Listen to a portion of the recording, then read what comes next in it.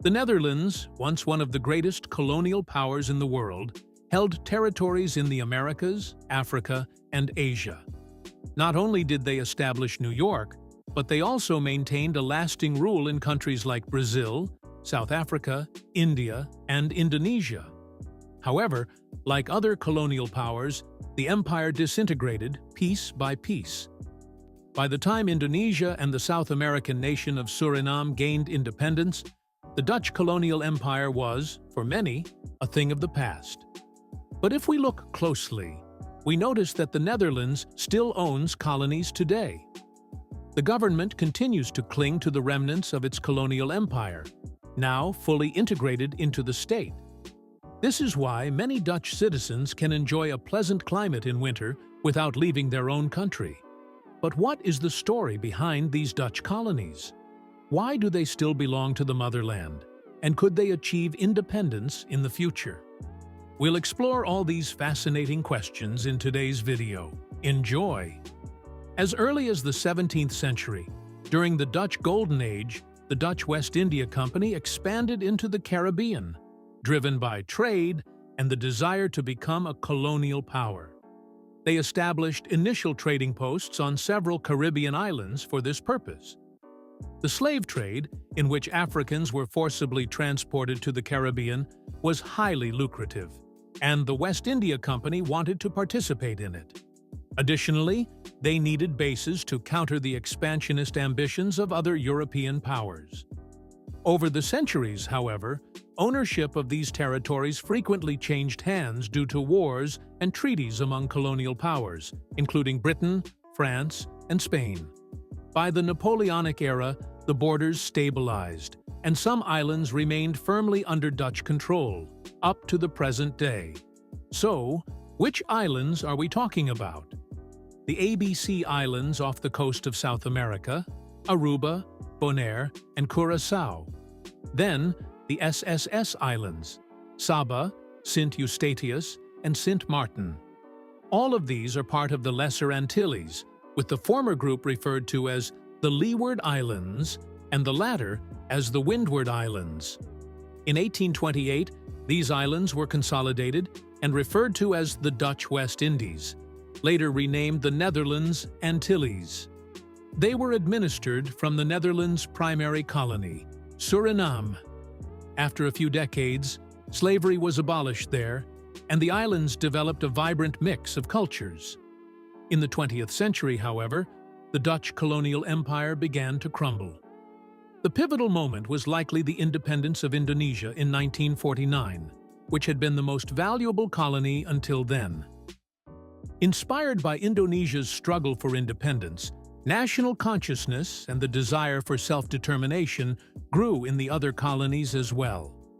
However, the government in Amsterdam was unwilling to relinquish its entire colonial empire and immediately began negotiations with the remaining colonies.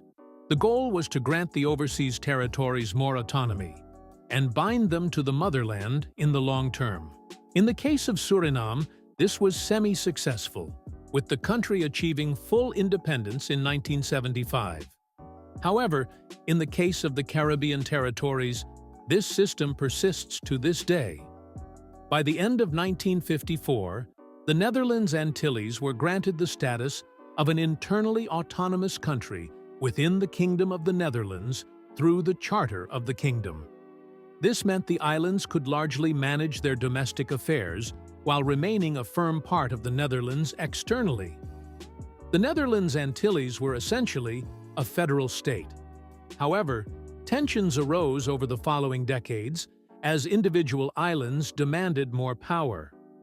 Aruba left the Netherlands Antilles in 1985 and became its own internally autonomous country within the kingdom. Curaçao and Sint Maarten followed suit later. This led to frequent political changes on the Caribbean islands. Today, the three islands Aruba, Curaçao, and Sint Maarten are referred to as autonomous countries within the Kingdom of the Netherlands, while Bonaire, Saba, and Sint Eustatius are considered special municipalities.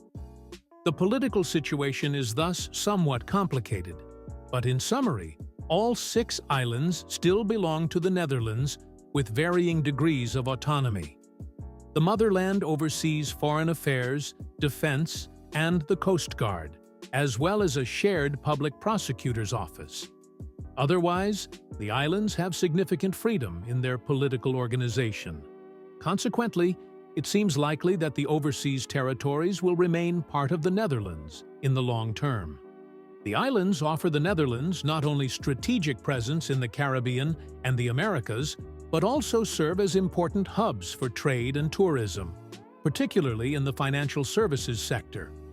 Although there are occasional calls for independence in Aruba and Curaçao, there is no substantial independence movement.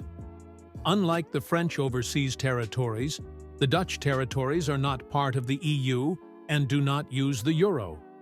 Most islands use the US dollar or the Netherlands Antillean guilder. Strictly speaking, this creates a sort of EU external border between the European part of the Netherlands and its Caribbean territories. However, this border is not a typical external border, given numerous exceptions and special rights. The islands are thus a popular destination for Dutch citizens seeking to escape the cold European winter.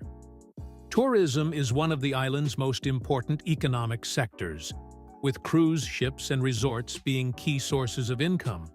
Additionally, some islands, particularly Curaçao, have developed into hubs for offshore financial services. These services include wealth management, private banking, and corporate registrations, supported by advantageous tax regulations. As a result, the islands are also a favored region for Dutch emigrants, especially since Dutch remains an official language and English is widely understood. This has fostered a unique culture on the islands, blending African, Dutch, and Caribbean influences to this day.